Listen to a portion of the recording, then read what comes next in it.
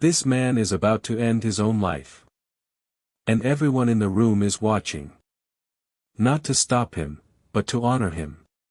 Wait, what? Why would anyone be honored for this? To understand, you have to forget everything you think you know about death.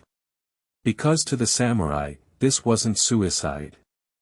It was a performance. A ritual. And in some ways, an honor. But why? Why would a warrior choose one of the most painful deaths imaginable, when he could simply run? To answer that, we have to go back nearly 1,000 years. In the 12th century, Japan was ruled not by an emperor, but by warriors. The samurai. They lived by a code. It was unwritten, unspoken, but everyone understood it. Loyalty. Discipline. And above all, honor. To a samurai, honor was worth more than life itself. Losing it was worse than dying. And that is where the blade comes in. The legend says the very first seppuku happened on a battlefield, when a defeated commander refused to be captured alive. Surrender meant humiliation.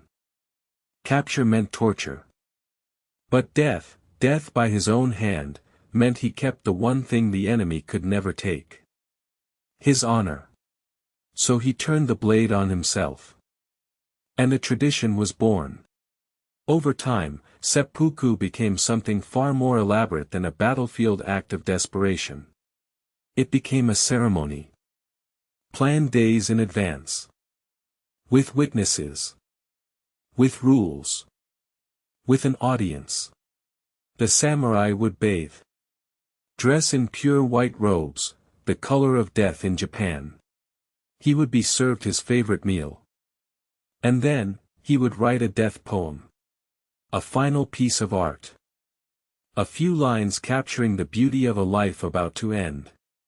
Then came the moment everyone was waiting for. Kneeling on a white mat, the samurai would open his robe. Pick up the short blade, the tanto. And drive it into the left side of his stomach. Pulling it across to the right. A single, horizontal cut.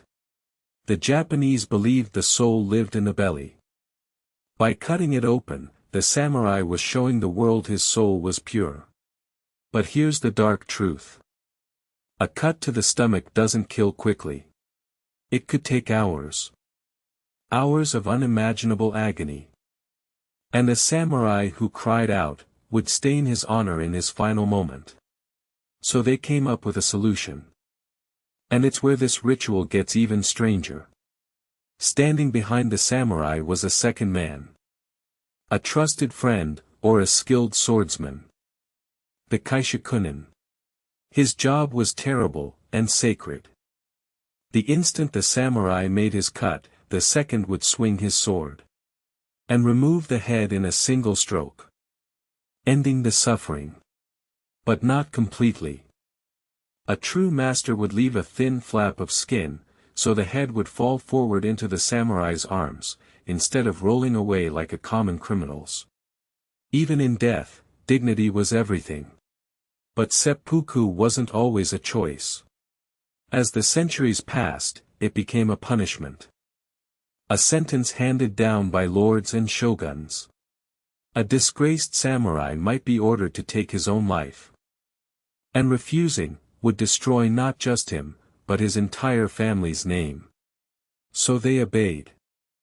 Choosing an honorable death over a dishonorable life. The most famous example came in 1701. 47 samurai avenged their fallen master in a daring midnight raid. They succeeded. They were heroes to the people. And yet, the law demanded a price. All 47 were ordered to commit seppuku. And they did, together. Becoming legends that Japan still honors today. For almost 1,000 years, this was the way of the warrior.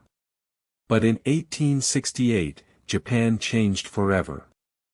The samurai class was abolished. Swords were banned. The old code began to fade. Seppuku was outlawed. The ritual that had defined a warrior's honor for centuries, was finally ending. And yet, it never fully disappeared. As late as 1970, a famous Japanese author performed seppuku in front of horrified onlookers, a final, shocking protest for a world he felt had lost its honor. So why did the samurai do it? Because to them, how you died mattered as much as how you lived. And a life without honor, was no life at all. The blade was never really about death. It was about control. The final choice. The last thing the world could never take from them. If you made it this far, thank you for watching. Subscribe for more untold stories from history.